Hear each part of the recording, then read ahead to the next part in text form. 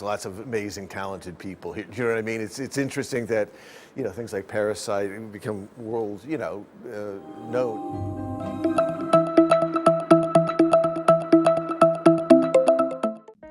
가위손, 찰리와 초콜릿 공장, 유령신부, 이 영화들을 만든 감독의 이름을 다들 한 번쯤은 들어보셨을 겁니다.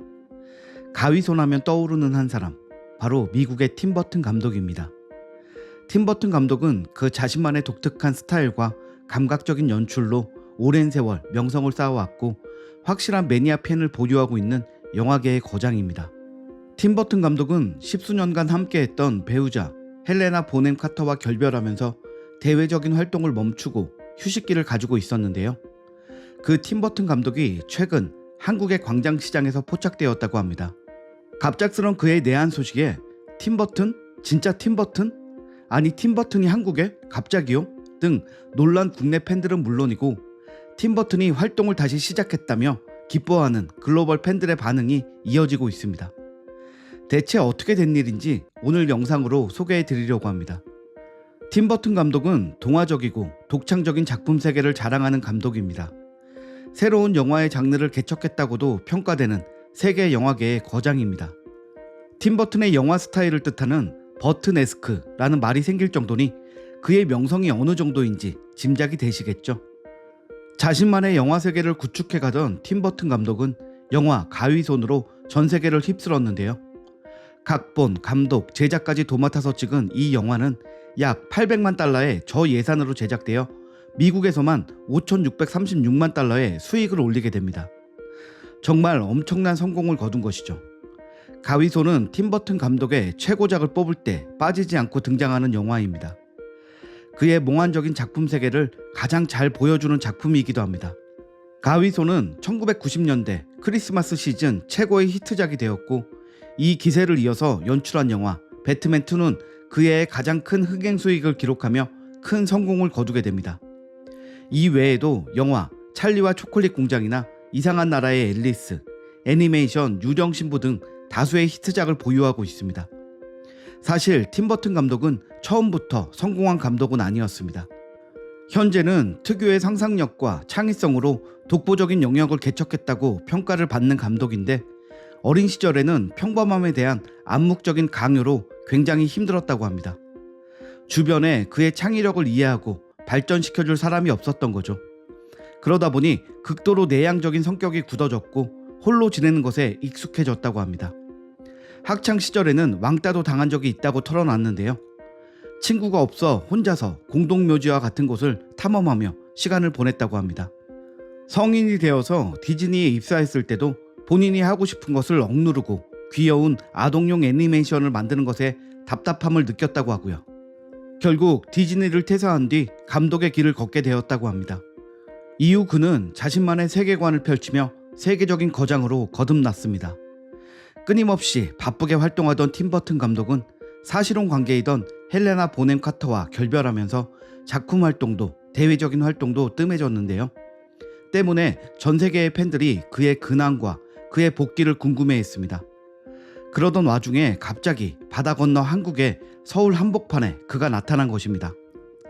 팀 버튼 감독이 지금 한국에 있다고? 한국의 팬들은 물론 전 세계의 팬들이 깜짝 놀랄 수밖에 없는 소식이었죠. 이번 팀 버튼의 한국행은 팀 버튼 특별전 전시회가 열리는 것을 기념하여 방문한 것인데요.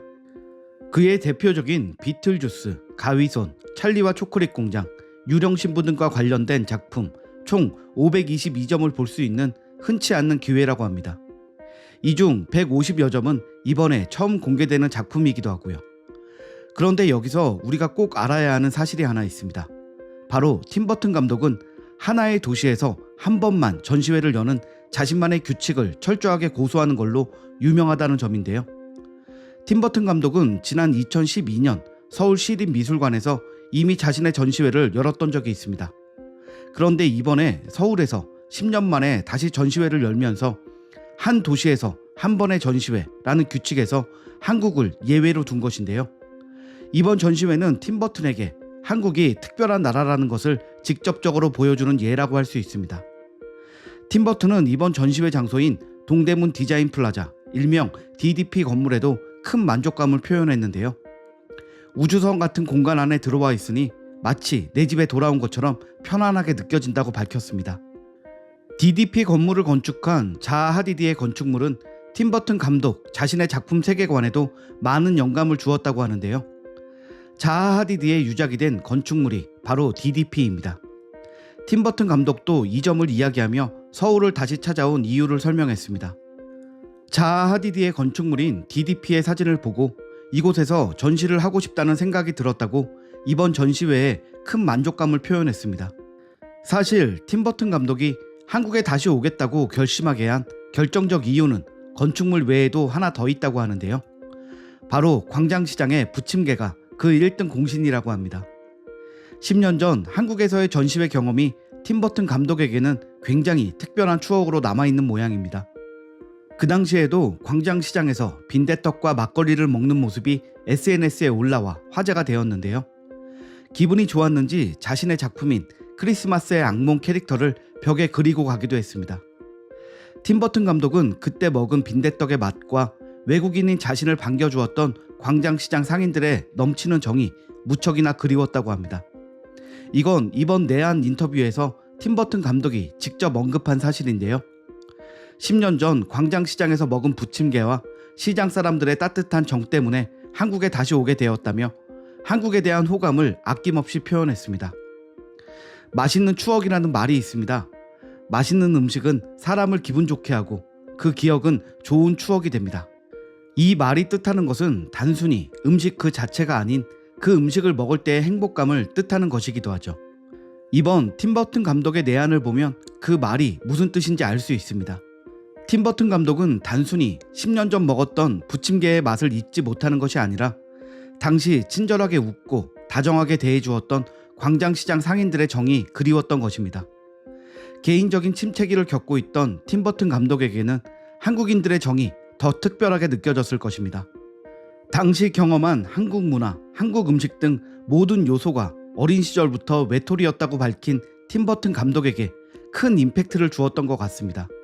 세계적인 거장이 자신의 규칙에서 예외로 두면서까지 한국을 다시 찾았습니다. 거장은 잠시 움츠렸던 몸을 펴고 활동을 시작하려고 합니다. 팀 버튼 감독이 기억하는 한국인의 정이 그의 활동에 긍정적인 영향을 끼친다는 것은 한국인으로서 기분이 좋아지는 소식입니다. 영화를 좋아하는 팬으로서도 말이죠. 팀 버튼 감독이 이번 내한에서도 좋은 기억만을 가지고 돌아가기를, 그 추억을 양분으로 삼아 더 좋은 작품으로 다시 한국을 찾아오기를 응원하고 싶습니다. 오늘 영상은 여기서 마치겠습니다. 구독과 좋아요 부탁드리겠습니다. 감사합니다.